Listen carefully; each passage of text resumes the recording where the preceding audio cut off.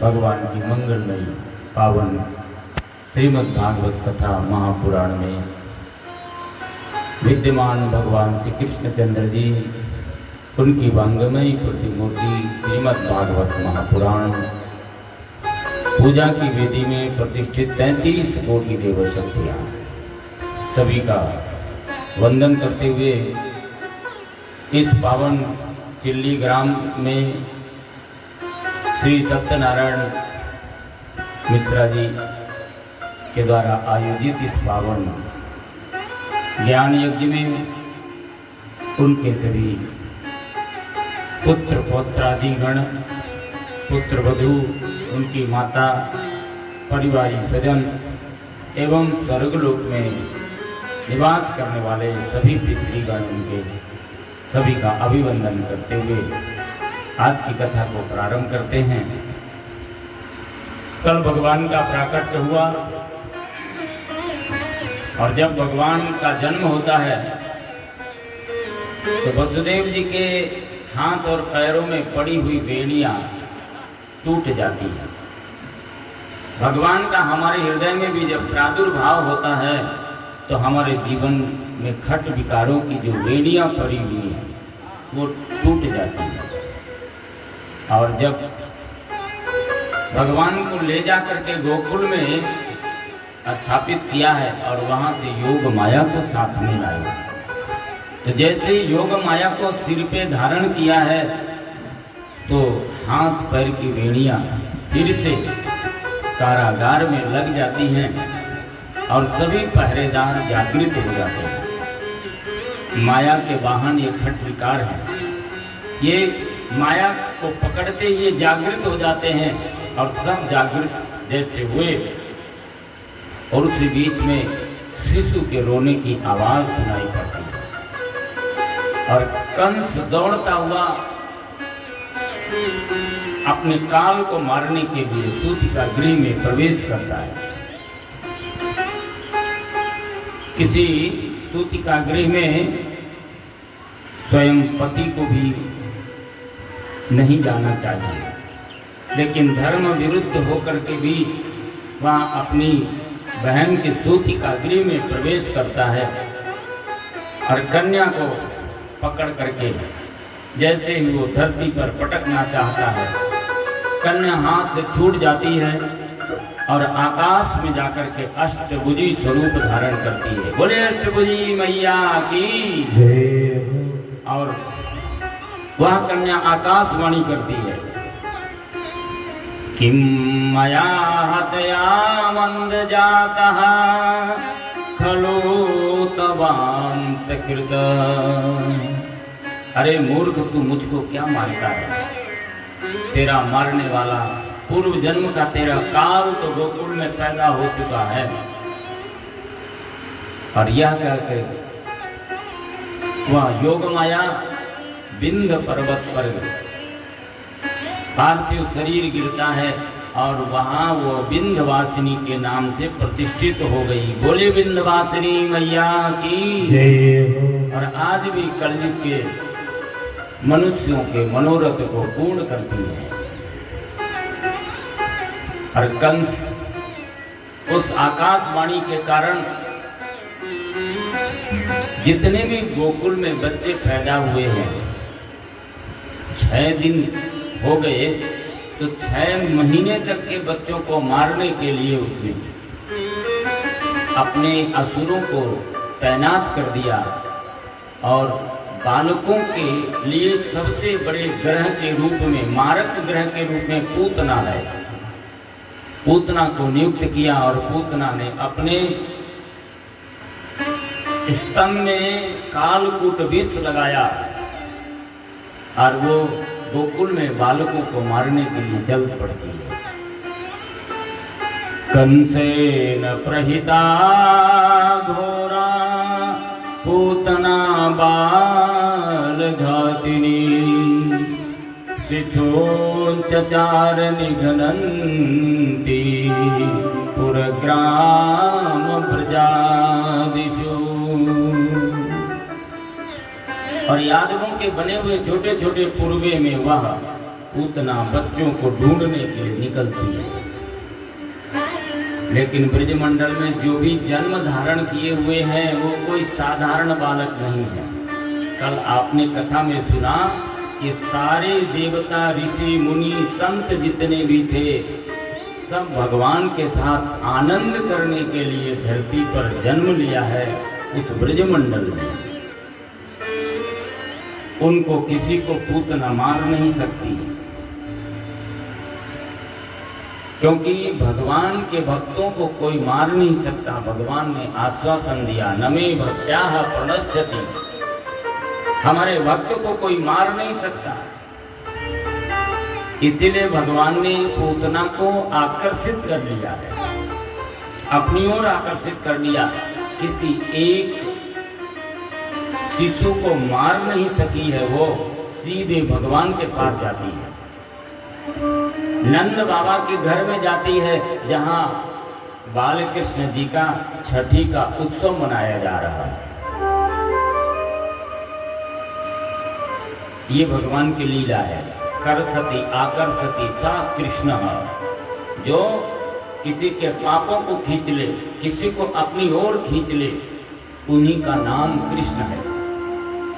इसलिए पूतना को अपनी ओर खींच लिया और पूतना सीधे नंद बाबा के घर में गई है और इतना सज धज के गई है कि नंद रानी को ये समझ में नहीं आया कि हमारी पड़ोसिन है कि कोई राक्षसी है। और बाल कृष्ण को पूतना की गोदी में देकर के अपने काम को करने के लिए चली जाती है।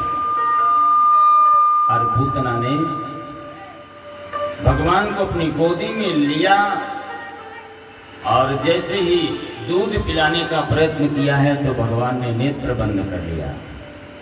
विबुद्धताम बालक मारिका ग्रह चराचरात्मा सनिमीलिते क्षण। भगवान ने अपने आंख को मूंद लिया, आंख को बंद कर लिया भगवान ने, क्योंकि भगवान ने सोचा कि नंद बाबा के घर में 9 लाख गैया हैं, तो छठी के दिन माखन मिश्री खाने को मिलता तो सबसे पहले विष मिल रहा है। इसलिए भगवान ने नेत्र बंद कर लिया और भगवान शिव को याद किया कि विष को पीने का अभ्यास तो आपको है, आप आइए और इस विष का पान कीजिए। और दूसरा, माता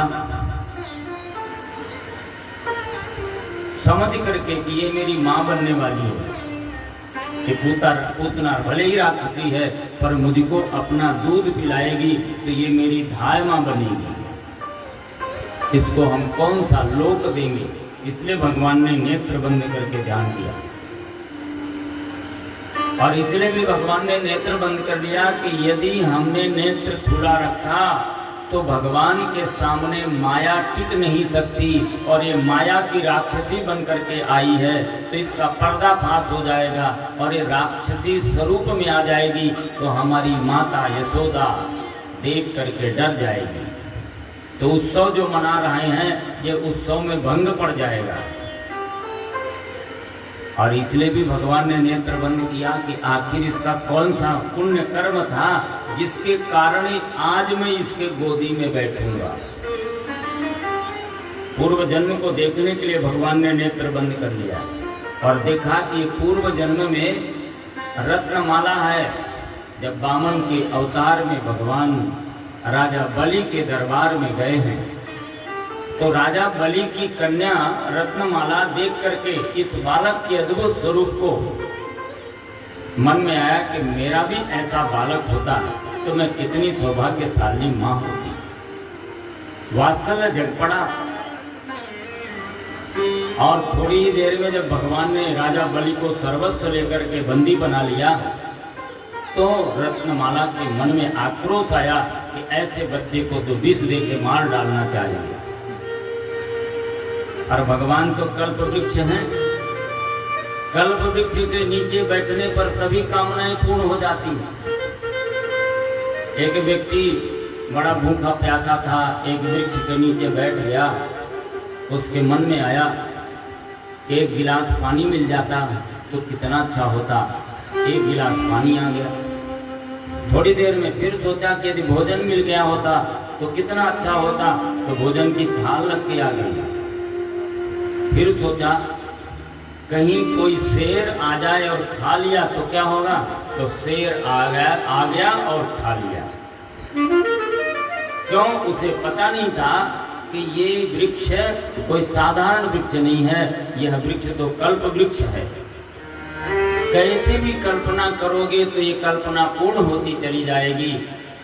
भगवान भी कल्प वृक्ष है। भगवान के सामने यदि किसी प्रकार की कामना की जाए तो वह कामना साकार हो जाती है। रत्नमाला ने दोनों प्रकार की कामनाएं किया था, मां बनने की और मार डालने की। इसलिए भगवान ने उसकी दोनों कामनाएं पूर्ण की है आज इस समय। और भगवान ने नेत्र बंद करके यह भी कहना चाहा कि जो हमारे भक्तों को मारने के लिए आता है मैं उसका मुंह भी नहीं देखता। उसके ऊपर कृपा करना तो दूर, लेकिन मुंह भी नहीं देखता। पर वो पूतना तो आज भगवान से मिलने की दृष्टि से आई है। भाव चाहे कुछ भी हो, लेकिन भगवान से मिलने का भाव तो संत के मन में होता है। और ऐसा भाव लेकर के यदि कोई चलता है, संतों तक से मिलने को निकलता है। संत मिलन को जाइए तज माया अभिमान, जो पग आगे बढ़े कोटिहूँ यज्ञ समान।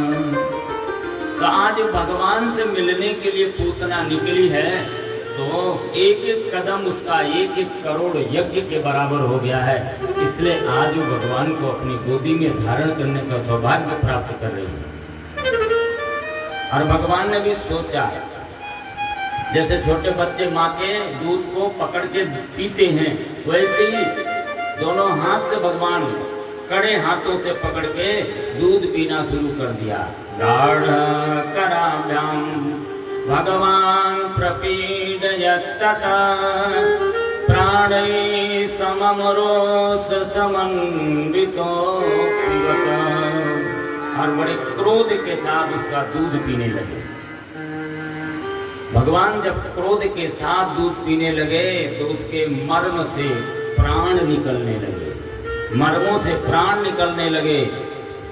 तो चिल्लाती है पूतना, समुंच मुंचालमिति प्रभासिनी निष्पीड्यमानाखिल जीव मर्मणि। मर्म से जब पीड़ा होने लगी, प्राण निकलने लगा, तो 2 बार वो कहती, छोड़ दो कन्हैया, छोड़ दो, छोड़ दो। तो भगवान ने कहा, मैं तुमको 2 लोकों से मुक्त करता हूँ, तुम्हें पृथ्वी लोक से और स्वर्ग लोक से मैं तुम्हें वैकुंठ प्रदान करूंगा। और भगवान ने कहा कि मैं जिसको भी पकड़ता हूं उसका कल्याण किए बिना छोड़ता नहीं हूं। एक नदी में एक कंबल बहता हुआ दिखाई पड़ा, तो 2 संत नदी के किनारे बैठे थे। तो एक संत ने कहा कि भाई कंबल निकाल लो, एक काम आएगा। तो एक संत कूद गया। अब उस कंबल के साथ वो संत बहने लगा। तो नदी के तट पर बैठे हुए संत ने कहा कि भाई कंबल को छोड़ दो, तुम क्यों बह रहे हो?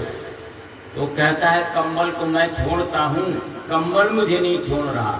क्योंकि वो कंबल नहीं था, वो तो रीछ था, पानी में बह रहा था। धोखे से पकड़ लिया तो अब वो रीछ छोड़ने वाला नहीं है। ऐसे ही भगवान को जाने और अनजाने कैसे भी यदि पकड़ लिया है तो भगवान की विशेषता होती है कि वो उसका कल्याण करके ही छोड़ते हैं। मम दर्शन फल परम अनुपा, मम दर्शन फल परम जीव पाय निज सहज स्वरूपा।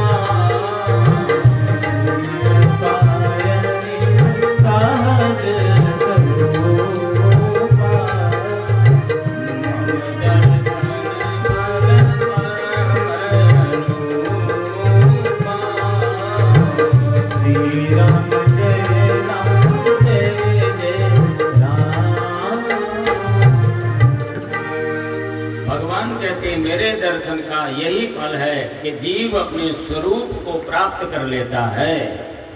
इसलिए भगवान ने कहा कि बिना कल्याण किए हुए अब छोड़ने वाला नहीं हूं। और भगवान ने उसको मुक्त कर दिया है।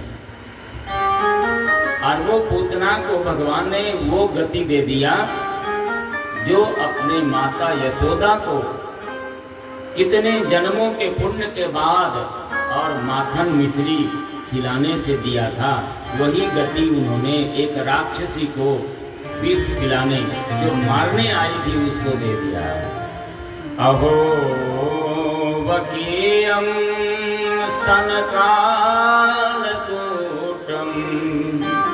जिघांसया मायदा प्रसाद्वी लेभे गतिं धातृचितं ततोऽन्यं कं वा दयालुं शरणं व्रजेत्, कं वा दयालुं शरणं व्रजेत्।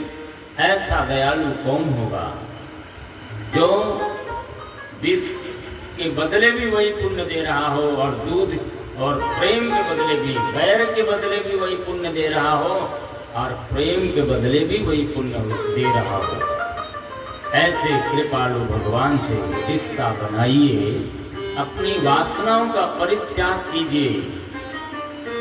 भगवान कितने कृपालु इससे पता चलता है।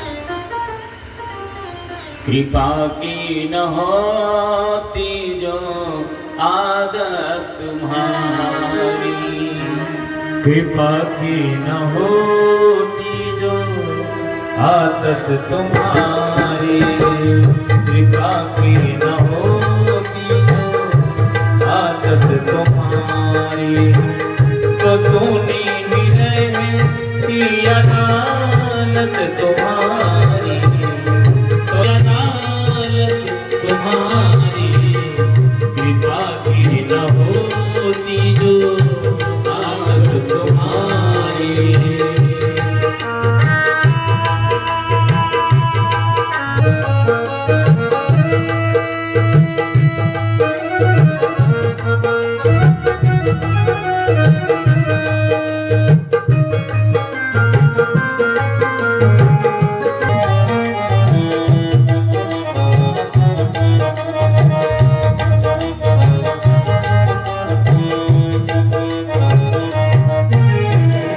जो तीनों के दिल में जगह तुम न पाते, जो तीनों के दिल में जगह तुम न पाते, तो किस दिल में होती हिफाजत तुम्हारी, तो किस दिल में होती हिफाजत तुम्हारी।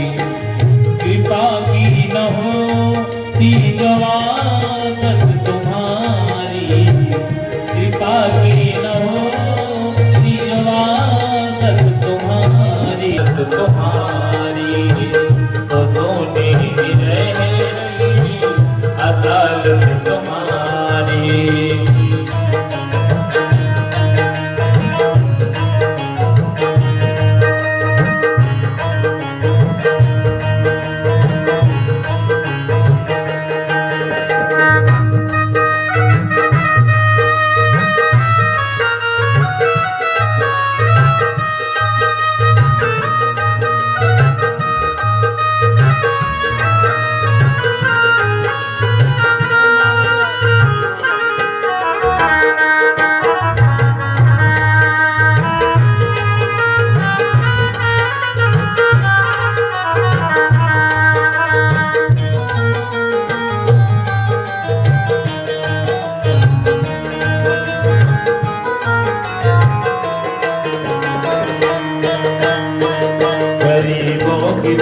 गरीबों से है बात साहत तुम्हारी, गरीबों की दुनिया है आबाद तुमसे, गरीबों से है बात साहत तुम्हारी।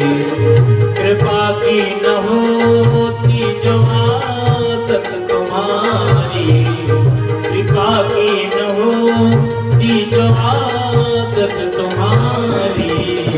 तो सुनी ही रहती अदालत तुम्हारी, तो सुनी ही रहती।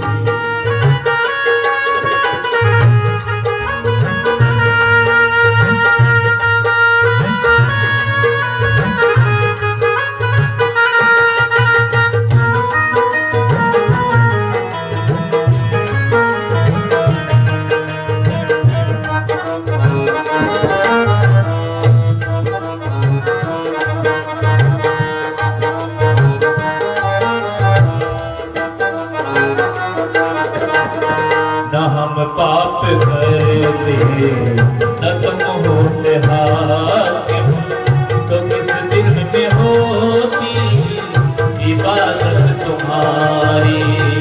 न हम पाप करते न तुम होते हाकिम, तो किस दिन में होती इबादत तुम्हारी। कृपा की न होती जो आदत तुम्हारी, कृपा की न होती जो आदत तुम्हारी, तो सोने ही रहती अदालत तुम्हारी, तो सोने ही रहती अदालत तुम्हारी। पूतना माने पवित्र ना हो, पवित्र ना हो वो वासना है। ये वासना ही वास्तव में पूतना है। ये चतुर्दशी के दिन आई थी। अष्टमी को भगवान का जन्म हुआ और छठी के दिन 6 दिन जोड़िए तो ये 14 दिन हुए। चतुर्दशी को आई थी और ये चतुर्दशी से ही वासना प्रवेश करती है। हमारी 14 इंद्रियां हैं, 5 ज्ञानेंद्रियां और 5 कर्मेंद्रियां और 4 सूक्ष्म इंद्रियां, मन, बुद्धि, चित्त और अहंकार। इनमें से ही वासना हमारे जीवन में प्रवेश करती है। यदि कभी हमारे नेत्रों के द्वारा गंदे दृश्य देखने का मन करे तो आप समझ लेना कि वासना हमारे नेत्रों से प्रवेश कर रही है। फूहड़ गीत सुनने का मन करे तो आप समझ लेना वासना हमारे कानों से अहंकार पैदा हो रहा हो तो आप समझ लेना हमारे अहंकार में वासना का प्रवेश हो गया है। और ये वासना ही पवित्र नहीं है और यही पूतना है। और ये बिना भगवान कृष्ण के इसका उद्धार नहीं होता। और भगवान श्री कृष्ण ने इसका कल्याण किया है। और पूतना भगवान को आकाश में लेकर के चली गई और भगवान ने उसके गले को दबाया और उसका प्राणांत हो गया। जैसे पूतना धरती पर गिरती है तो 6 कोस के वृक्ष नष्ट हो गए। 6 कोस मानी घट विकार हैं और ये घट विकार ही वास्तव में पूतना के अंग हैं। और जैसे ही पूतना मरती है वैसे ये विकार नष्ट हो जाते हैं। इस कथा का अभिप्राय यही है। और माता यशोदा ढूंढती हुई देखा भगवान को राक्षसी के ऊपर पड़े हुए तो भगवान को उठा करके लाती हैं और उनके ऊपर गाय के हारा लगा